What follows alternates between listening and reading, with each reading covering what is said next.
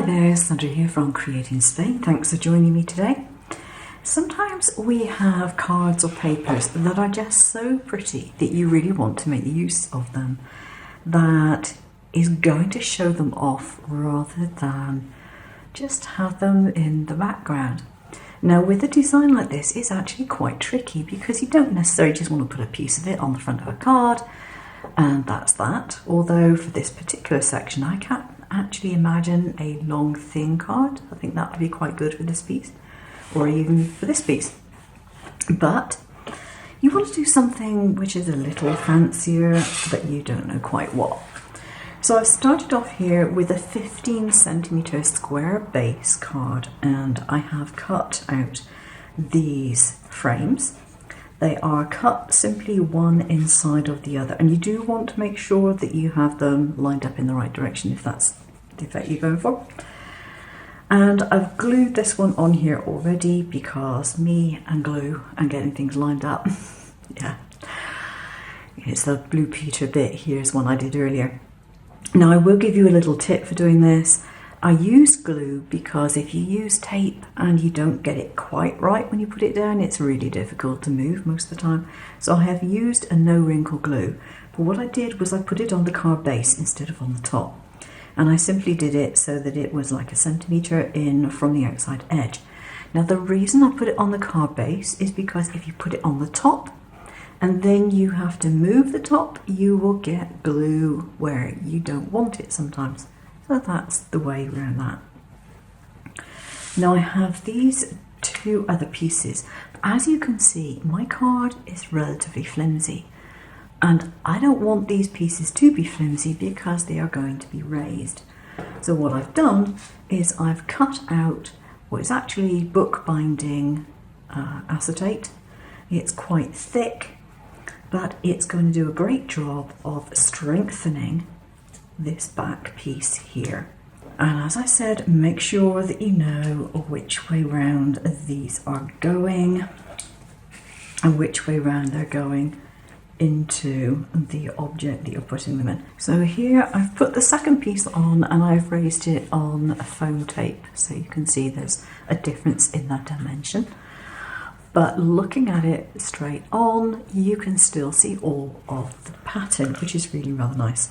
Now in my stash here, I was looking for some deeper double-sided foam tape, but I've got these pieces of foam board left over from something, and these are paper-sided, so I can actually use glue to put these down, and it will still stick if my glue comes out, that is.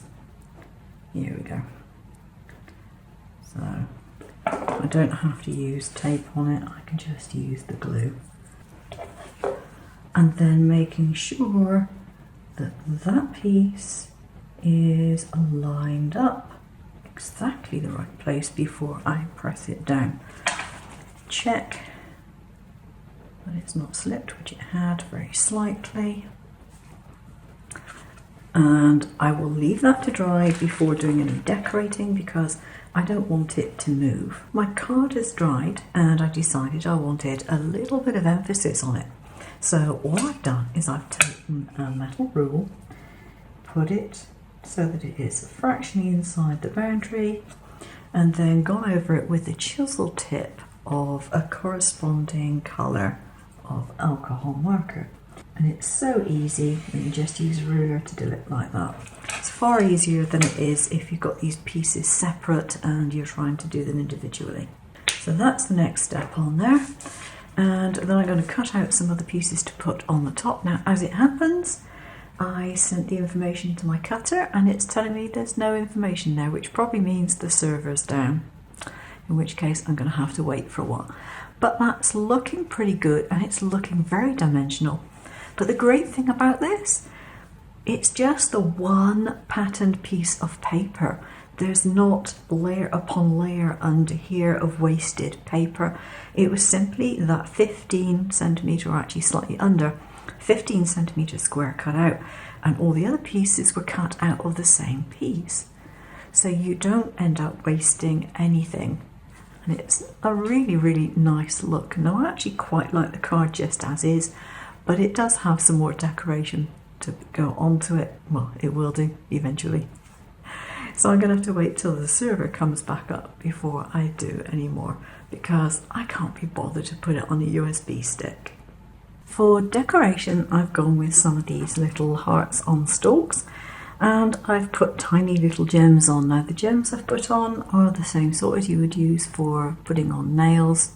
I've never used them on nails, but they are very useful in crafting and they're relatively cheap to buy. So I actually cut these from white card, and then I just took the same marker that I had been using previously and coloured them.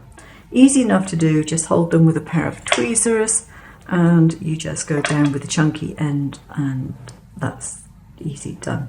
Now I've got a piece of double-sided tape here, and what I'm going to do is to wrap that double-sided tape around the stalks so that I can keep them in the place that I want to keep them. And there we go. So I can trim off the rest of that tape and hopefully peel off the backing. Now I'm thinking it should have two functions. Firstly, it's going to keep these stalks together, which it has. Oh yes, that's worked rather well. And it's also going to give me a slight tackiness that will allow me to position it where I want it put. The other thing I have is a little bow here, which is going to go over the top, and I can use this now on my card wherever I want it to be, and I think I actually want it to go on the diagonal like so. So I can put that there. Now if I don't think that is going to hold well enough, in actual fact it seems to be holding quite well, but if I didn't think it was going to hold well enough, I could then just put a little blob of glue underneath and make sure that it was secured. But in actual fact, now that seems to be very nicely stuck on, and that was easy to do. So that is basically my card done. I just need to add a sentiment, and then that will be it. Now I'm not adding a sentiment at the moment because, as usual, I don't necessarily know what occasion I'm going to be giving it for. But I think that looks really pretty, and to be honest, it's a very quick card to do. It's not at all difficult, and it makes the most of those special papers where you really want them to shine. Bear in mind that you don't have to stick to squares to do this. You could do it with circles, you could do it with ovals, you could do it with flower shapes. Just cut one inside the other and stack them up, and you just get that wonderful dimension. Thanks for watching. I'll see you again soon. Take care now.